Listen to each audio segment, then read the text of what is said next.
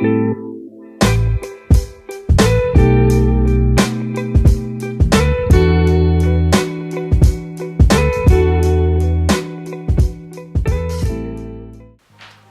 guys, it's Tara and welcome back to my channel. If you're new, welcome.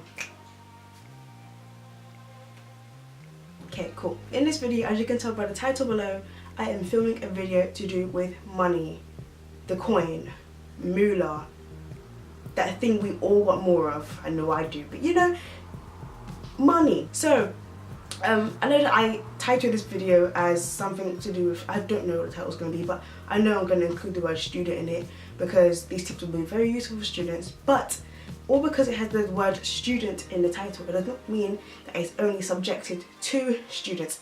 You can use these tips, or these tips will be very useful even if you are not a student and you're someone who just works a regular 9-to-5 job, or even if you're a parent and you want to save some more money to go on holiday. These tips will be very, very useful. Don't put too much strain on the term or the word student, but I would be bringing up points that students do face due to me being in the position of being a student in this part of my life. So that's why I'm, bringing that up. But I know that not everybody is a student, so you don't have to yeah. Okay. So I have picked out or done or figured out 10 tips on how you can save your money, manage your money and budget your money a lot more better than you probably are, or yeah, okay. The first thing that I definitely recommend is figuring out your priorities, figuring out your needs versus your wants, because let's be real, your needs and your wants are not the same thing. I think people really mix those two up. You don't need everything that you actually may want. So you have to really prioritize your needs versus your wants. Prioritize what is actually important for you to get done, or important in your life at this point. So I think, okay, I know that I have my rent to pay for, and I know I have to pay for my phone bill and this and food and this, that and the other. If you think, okay, I know I have to pay for this, but I also know that I'm gonna have more money after I pay for this, and to go gallivanting around town, and to shop till I drop. Don't go shopping till you're dropping first. Sort out your priorities, which in this case would be your rent, your phone bill, food to live. Let's be real. A lot of those clothes that you would be buying, or a lot of the shoes, or I'm just giving this as an example. I don't know if this necessarily applies to you who is listening, but I'm just giving this as an example. Yeah, so a lot of the clothes or things that you may buy that you want aren't necessarily things that you would need. So you have to really prioritize that. Prioritize your needs versus your wants. Figure out what is mandatory for you to have or what is essential for you to have. Don't just shove your things that you want in front of what you need, because if that happens, then you're just going to be in deep doo-doo. Let me just say that the least. My second point would be, look at your income that you are receiving, whether it is from a job that you have worked or whether it is your student finance loan. Like I said, for the job, you can look at your income based on last month's or last week's rent, depending on if you get paid weekly or monthly, and you can see, okay, I worked very similar or the same kind of shifts that I had worked this time around, so my pay should be very similar or the same. And from then you can write a list of organized things that you know that you need to get done. And I personally would do this before you even get the money, because once you get the money, if you don't do that, you're just going to be like, okay, let me go spend it now. Whereas if you sort all that out, or if you organize things that you know that you need to sort out or need to get done before you get any sort of money, whether it's finance or whether it's your wages, you're going to actually probably stick to what you say that you wanted to get done, because you've printed it down on paper. You've literally taken the time out and to really think and written it out. So yeah, because honestly, when you see those zeros in your account, you're going to think, oh my god, I'm rich. Let's be real, you're not rich, okay? You just think you are. Money's not going to last forever. It pours out as fast as water pours out of the tap. Let's be real, it really does. The next point number 3 is open a savings account if you do not have one already. And a savings account, one that you know that you will not touch. One that you know that the money that you put in there is for a reason. You do not touch that money unless it's for that reason that you put it in there, if that makes sense. I don't want to go too much on this topic because it's just common sense. Just open your savings account, simple as.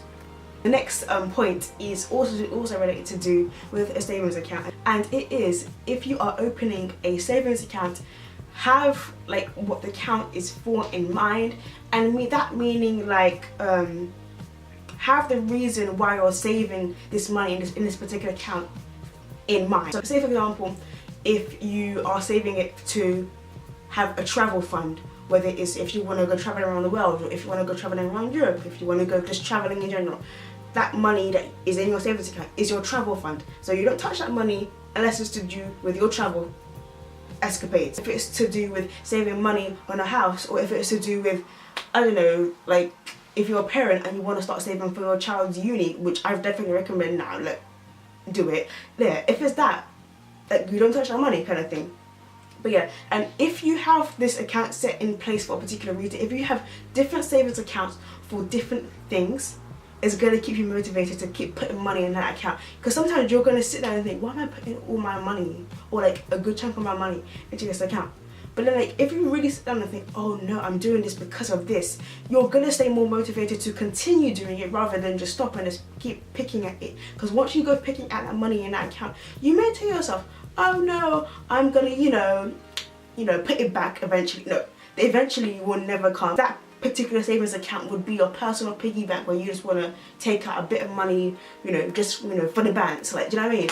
Just have that savings account for a reason. Like have that reason in mind, especially when you're putting money in it, because it helps you stay motivated, it helps you stay on course, and it helps you stay on track of what you are saving for. Yeah, if you can hear Rihanna, that's my mum playing music, so yeah. She probably is literally like, Tara, shut up. Like, just shut up. We get it. Just save your money. Okay, the next point I have is to have multiple accounts. When I say this, have multiple accounts that are in use. Multiple accounts such as you have multiple debit cards or multiple, debit cards, yeah. If all of your money is literally going into one account, that money is gonna come out of that account just as quickly as it came into that account. So like, say for example, if you know that you're getting a certain amount and you have 4 different accounts, right? So once you get your amount and you pay for your rent, you pay for your food, you pay for the bill, you pay for this, that and the other, the remaining amount, split it into 4 ways. So you have a quarter of each of the money into each of those accounts. You have your main one account here, you have the main account here that you use on a regular, day-to-day, daily, okay? This is your main one card. Not one card, but this is your main card that you use all the time. Imagine the card here. If you know, okay, this money on this card, has finished, it's gone, it is 0.00. You just brush it to the side, you have this account. Once you get to like the second or third account that has your money in it, you kind of have an idea that you should, I don't know, start spending. So I just definitely recommend having your money split into different accounts. I don't know what it is about people, but like they most likely spend more money than they don't need to if they see that they have more money in their possession. I don't know what it is. I think it's just a thing. People spend more money if they see that they have more money. If you've seen that your account is in £5, you're not going to go and try and spend more than £5. Whereas if you see that your account is like, what, in £2 grand, you're going to be like, oh, I can spend whatever I want. I'm going to be, Oprah today. I'm going to give you $1 and I'm going to give you £10. Like, no, you don't need to. You're not Daddy Warbucks, okay? You're not a cast of Annie. Like, just stop. My next point 6, is to always, I stress this enough, always try to pay in cash. Stop using your card. Stop tapping contactless here, there and everywhere, because literally like you spend so much money. And I know that even on your phone you get these alerts where like you can see how much you're spending, or you can see how much you spent, but sometimes you just literally just brush it over your head, like, oh, it's fine, like, it's fine. No, it's not fine, because when you come back home and you see that your account is in minus, it's not fine.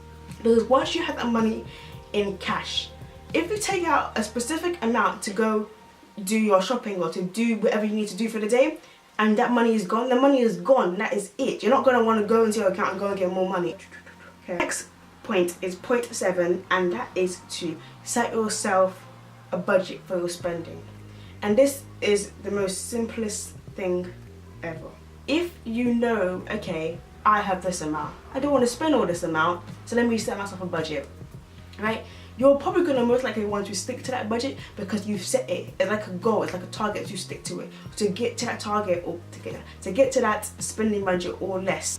Definitely set yourself a budget for when you're spending, whether it's spending on food, whether it's spending on clothes, whether it's spending on, you know,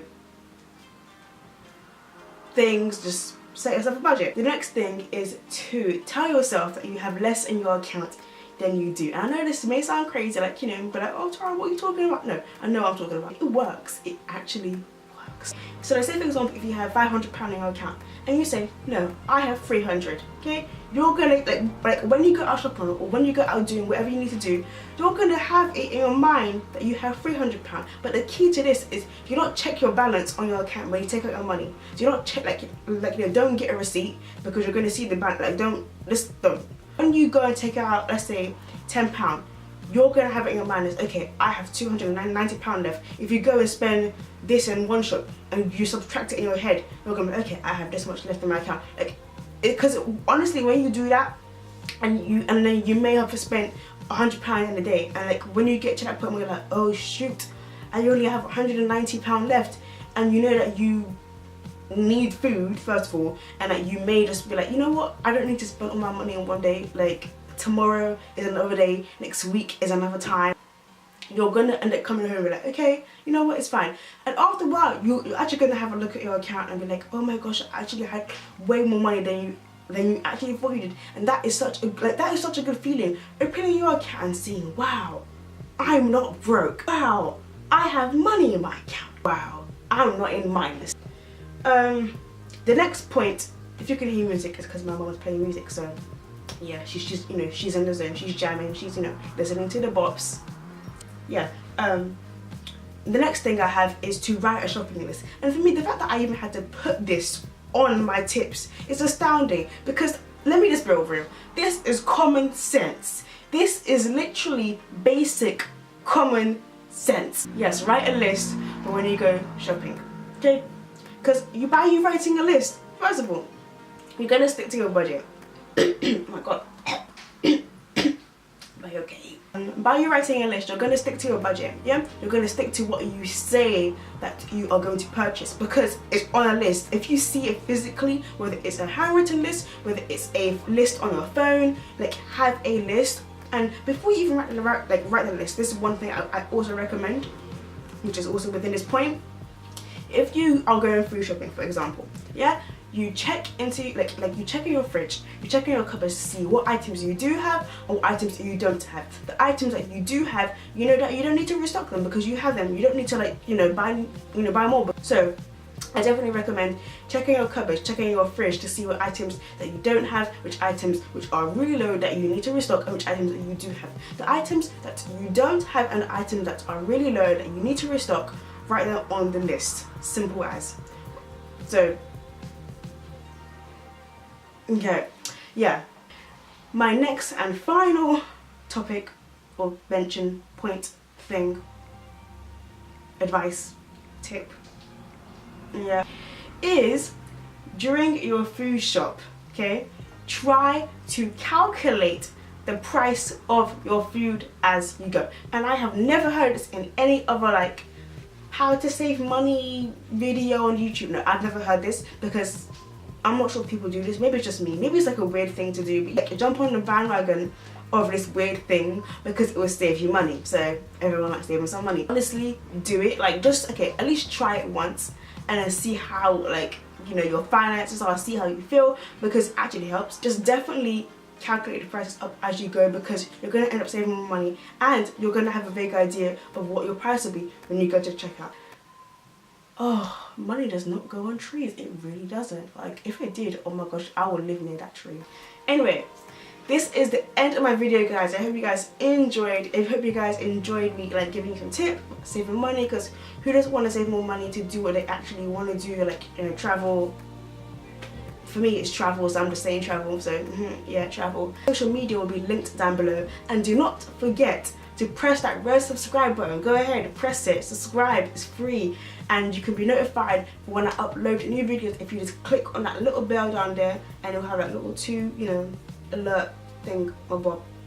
things. Okay, yeah. When I upload a new video, which is hopefully regular, because you know what, I'm tired of being inconsistent with YouTube. It really is just annoying. It just pisses me off, so I'm sure it pisses you off. Definitely click on that red subscribe button and that bell so you are notified when I upload a new video, and follow my social media, my Snapchat, my Instagram, my Twitter, all of that, and it'll be fun. Cool. Yeah, okay.